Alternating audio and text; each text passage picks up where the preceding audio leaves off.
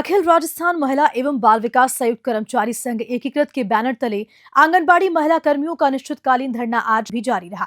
ये धरना महिला और बाल विकास निदेशालय के बाहर से हो रहा है। इन्हीं तमाम मुद्दों पर न्यूज़ 21 ने आंगनबाड़ी कार्यकर्ताओं से खास बातचीत की। सुनिए क्या कुछ कहा। गांधीनगर हम खड़े हैं इस समय। आपको बता दें कि यहाँ पर अखिल राजस्थान महिला बाल विकास संयुक्त कर्मचारी संघ एकीकृत किए आंगनवाड़ी कार्यकर्ता हैं। अपनी मांगों को लेकर ये यहाँ पर धरने पर बैठे हैं। जानेंगे इनसे क्या कुछ मांगे हैं आपकी, क्यों आज आप यहाँ धरने पर बैठे हैं। हम आज नहीं बैठे हैं, हमें यहाँ बैठे हुए आज 9 दिन हो गए हैं। 8 तारीख से हम यहीं बैठे हुए हैं और हमारी मांग है कि हमें नियमित किया जाए। अगर सरकार नियमित नहीं करना चाहती है तो जो केंद्र सरकार की न्यूनतम मजदूरी घोषित की हुई है वो न्यूनतम मजदूरी दी जाए। इसके अलावा हमने दिया कुमारी जी से एक मांग की थी, अगर आप केंद्र सरकार की न्यूनतम मजदूरी भी हमें नहीं दे सकते हो तो जो भाजपा स्वराज संकल्प यात्रा के दौरान उन्होंने जो घोषणा पत्र में एक लिखा था कि अगर हमारी सरकार आती है तो हम आंगनबाड़ी कर्मियों का मानदेय है जो 13,500 रुपये करेंगे। आप इतना तो हमारा कर दीजिए ताकि एक आंगनबाड़ी वर्कर, एक महिला अपने घर का गुजारा अच्छे ढंग से कर सके।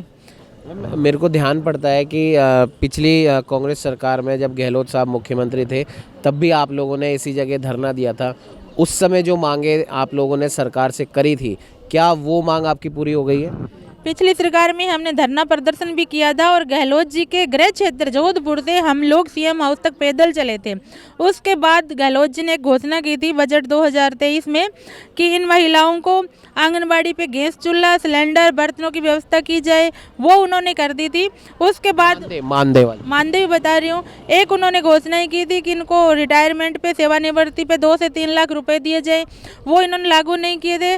गहलोत जी ने 15% मानदेय बढ़ोतरी की थी और एक आदेश ऐसा जारी हुआ था कि हर बजट सत्र में जितने बजट आएंगे हर बजट में आंगनबाड़ी कर्मियों के जो मानदेय है उसमें बढ़ोतरी की जाएगी 15%, जो इन सरकार ने उसको कटौती करके 10% कर दिया। तो पिछली सरकार में जो मानदेय बढ़ा था, मतलब आपका कहना ही है? हाँ बिल्कुल बढ़ा था। पिछली सरकार ने मानदेय अच्छा बढ़ाया था और पिछली सरकार ने भी पूरे अपने कार्यकाल में 45% मानदेय बढ़ाया था। अभी तक इन सरकार ने जो 15% था उसको काट के 10% करके पिछले बजट में 450 रुपये बढ़ाए थे। आप लोग लगभग सरकार की जो भी योजनाएं होती हैं, पोलियो उन्मूलन कार्यक्रम है या कई इस प्रकार की जितनी भी योजनाएं होती हैं, सबसे पहले फ्रंट वर्कर के तौर पे आप लोग ही जाते हैं।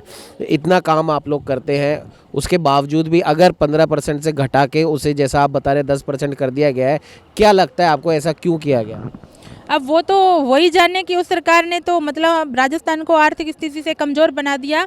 हमारे पास बजट नहीं है, इसलिए हम हमारे ढंग से चलेंगे और जो मानदेय बढ़ोतरी की है वो 10% ही रहेगी। लेकिन एक तरफ तो राइजिंग राजस्थान जैसा बड़ा इवेंट होता है जिसमें कई करोड़ रुपए लगते हैं। आने वाले समय में आईफा होने वाला है राजधानी जयपुर में मार्च के अंदर, और कई प्रकार के आयोजन, सरकारी आयोजन जब से सरकार बनी है तब से लेकर अभी तक कई सरकारी आयोजन हुए, वो भी तो कहीं ना कहीं से उसके लिए भी तो पैसा आया ही होगा। फिर आपका मानदेय क्यों नहीं बढ़ रहा है? उस पैसे में इनके सरकार के जो जनप्रतिनिधि हैं या जो भी कहे उनके घर भरे जाते हैं और जो मानदेय कर्मियों को मानदेय बढ़ोतरी होती है उसमें खाली मानदेय कर्मियों को ही फायदा मिलता है। तो सरकार जो महिला सशक्तिकरण की बात करती है वो मुझे ऐसे लगती है कि वो दावे खोखले करके आंगनबाड़ी कर्मियों के लिए उनके पास बजट नहीं है। सरकार ये चाहती है कि इनसे फ्री में जितना काम लिया जाए लेते रहो और मानदेय के नाम में ऊँट के मुंह में जीरे के समान आज फिलहाल हमें 9,500 रुपये मिलते हैं, जो 2 श्रेणियों में मिलते हैं। आधा केंद्र सरकार देती है, आधा राज्य सरकार देती है। कुल 9,000 ही मिलते हैं। हाँ, कुल 9,500 रुपये अभी हुए हैं पिछले बजट में, पहले 9,000 थे। तो आधा राज्य सरकार का, आधा केंद्र सरकार का। राज्य सरकार का तो फिर भी महीने महीने आ जाता है और केंद्र सरकार का मानदेय 3 महीने से आता है। मतलब हमें एक साथ खाली 4,500 और 5,000 रुपये मिलते हैं। बाकी के पैसों के लिए 3 महीने तक वेट करना पड़ता है। दिया कुमारी जी इस समय महिला बाल विकास संभाल रही हैं, तो उनसे क्या कुछ कहना है? मैं दिया कुमारी जी से यही कहना चाहती हूँ कि आप एक महिला हो के महिला की पीड़ा नहीं समझ रही है। जो महिला पिछले 9 दिनों से यहाँ पे बैठी हुई है, कल भी बारिश हुई, परसों भी बारिश हुई, इतना सारा सब कुछ हो रहा है, तो ऐसी हालत में देश की महिला जो रोड पे पड़ी है, फिर ये सरकार दावा कर रही है कि महिला सशक्तिकरण के लिए, महिला को सेफ रखो, महिला की सुरक्षा के लिए। तो ये कहाँ की सुरक्षा है महिला के लिए? ये कौन से दावे हैं? आप इतनी बड़ी बड़ी योजना लागू कर रहे हो सरकार के लिए, क्या ये 1,30,000 महिला ये राजस्थान की महिला नहीं है? क्या इनके लिए कोई योजना लागू नहीं होती है? तो मैं यही कहना चाहती हूँ, या तो इन महिला को सुरक्षित करो, महिला का मानदेय बढ़ाओ, इनको न्यूनतम वेतन दिया जाए, या फिर अगली बार देखेंगे सरकार को क्या करना है।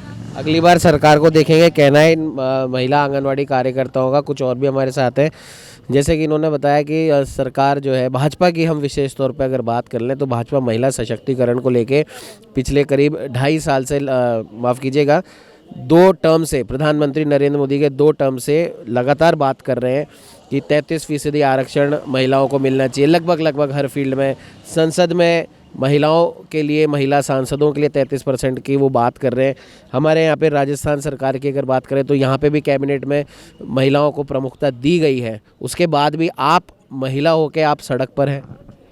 मैं यहाँ ये कहना चाहूँगी कि सरकार कितनी ही घोषणाएं कर रही है महिला सशक्तिकरण की, उनको 33% आरक्षण भी दिए जा रहे हैं, वो कहीं और दिए जा रहे हैं ये हम नहीं जानते, लेकिन हमारी बहनें कई सालों से डिमांड करती आ रही है, वो वहीं की वहीं है।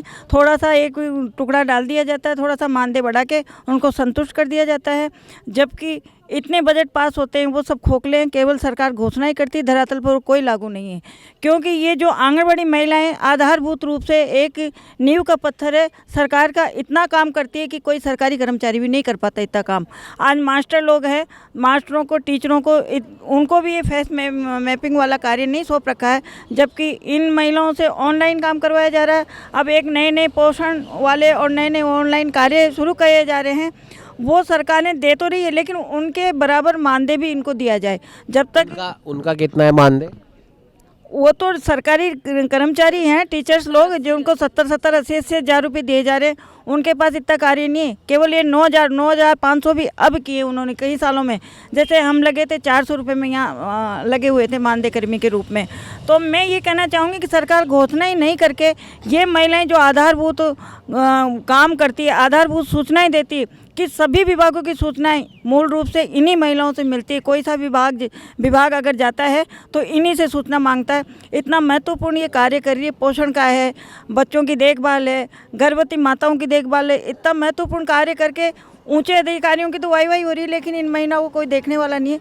तो मैं यहाँ मंत्री महोदय से ये निवेदन करना चाहूँगी कि खुद एक महिला है और उनसे हमें इतनी उम्मीद थी कि आएंगी अगर सरकार में तो हमारा भला करेंगी, लेकिन उन्होंने ऐसा कुछ नहीं किया। पिछली सरकार से भी कम करके और मानदेय में वृद्धि किए।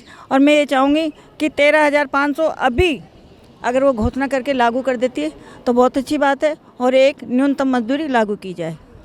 विधानसभा सत्र अभी आउट होने वाला है कुछ ही दिन के बाद में, तो क्या लगता है आपको, उम्मीद है आपके इस धरने प्रदर्शन का कोई रिजल्ट इस आने वाले विधानसभा सत्र में मिलेगा? सर, हमें उम्मीद तो है कि महोदय जी हमारी बात सुनेगी, क्योंकि वो भी एक महिला हैं, तो हम उनसे काफ़ी उम्मीद लेके हैं। और मैं महोदय से यही निवेदन करना चाहती हूँ कि महोदय जी, हम 8 तारीख से बैठे हुए हैं, आप भी महिला हो, हम भी महिला, हमारी पीड़ा आप बहुत बेटर तरीके से समझती हो। हमारे डिपार्टमेंट में हम लोग 1975 से, जहाँ हालांकि महिला बाल विकास चालू है, तो इस महिला बाल विकास में इतनी महिलाएँ जब से लेके काफ़ी रिटायर्ड भी हो गई, उनको कुछ भी नहीं मिला। वो आती तो हंसती है, लेकिन वो आंसू लेके निकलती है। तो मैं मैडम से कि निवेदन करना चाहूँगी कि मैडम, जो भाजपा सरकार हो चाहे कांग्रेस लागू कोई भी करे नियम, हमें उससे कोई मतलब नहीं है, बट हमारी वर्कर्स को लाभ मिलना चाहिए। आपने अभी पिछली सरकार ने दावा किया था कि सब आंगनवाड़ी वर्कर्स को 3 लाख या 3.5 लाख जो भी राशि रिटायरमेंट हम देंगे। उन महिलाओं के लिए इन्होंने कोई नीति नहीं बनाई। मैं ये कहना चाहती हूँ, जब हम आवेदन करते हैं, डिपार्टमेंट में लगते हैं, तब ये हमसे हर चीज़ का साइन करवाते हैं, और काम का लोड इतना है कि आज वो टीचर्स नहीं, IIT का बंदा वो भी नहीं कर पाएगा हमारा जैसा काम। हम इतना वर्क करते हैं। अब जब आप परमानेंट की हम बात करना चाहते हैं तो वो हमें दूध में से मक्खी की जैसे साइड में कर देते हैं। आज हर जगह प्रमोशन है, हर जगह 4th क्लास से अपर होता है, वो LDC बनता है, वो UDC बनता है। हम जब मांग करते हैं तो हमें ये बोलते हैं कि तुम्हारा प्रमोशन नहीं हो सकता। क्यों? क्योंकि तुम पार्ट टाइम जॉब कर रहे हो। हम कह रहे हैं कि हम पार्ट टाइम जॉब नहीं कर रहे हैं, काम हम करते हैं।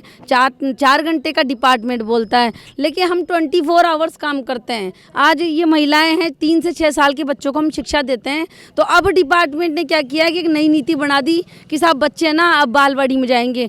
तो मैं कहना चाह रही हूँ हमारी डिपार्टमेंट में महिलाएं हैं, एमए है, बीएड है, इतनी एजुकेशन लेके आज हम मांग कर रहे हैं, तो वो हमें डिपार्टमेंट सुनना पड़ता है भाई तुम क्यों लगी हो, भाई बेरोजगारी हम इसलिए लगे हैं और हम ये चाहते हैं कि हमारा भी प्रमोशन हो। हमें आई डोंट नो कि हमें ये नहीं चाहिए कि हमारे लिए आप नियम कैसे, आप नियम नीति आप लागू करो, हमें तो हमारा हक चाहिए। और जो भी महिलाएं यहाँ बैठी है ये सब गरीब तबके की महिलाएं हैं, इनको मानदेय कम से कम सुप्रीम कोर्ट के आदेश के अनुसार कम से कम 18,000 तो वेतन देना ही चाहिए।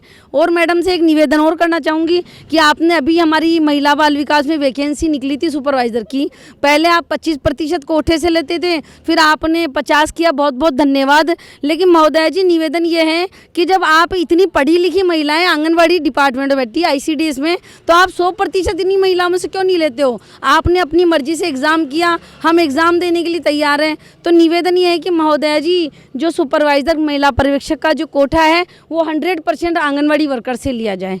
धन्यवाद। आपको बता दें अखिल राजस्थान महिला बाल विकास संयुक्त कर्मचारी संघ एकीकृत की है आंगनबाड़ी महिलाएं, इनका साफ तौर पर कहना है कि सरकार की कोई सी भी योजना हो, भले ही जो गर्भवती स्त्रियां उनका ध्यान रखने की बात हो, 3 से 6 साल तक के जो बच्चे हैं उन्हें शिक्षित करने की बात हो, या ऐसी कोई भी बुनियादी योजना सरकार की किसी भी डिपार्टमेंट की, वहां पर फ्रंट वर्कर के रूप में आंगनबाड़ी महिलाएं ही काम में आती हैं और सरकार के ऐसे ऐसे काम करती हैं जो कई बड़े से बड़े लोग नहीं कर पाते। तो फिर हमारा इतना कम वेतनमान क्यों?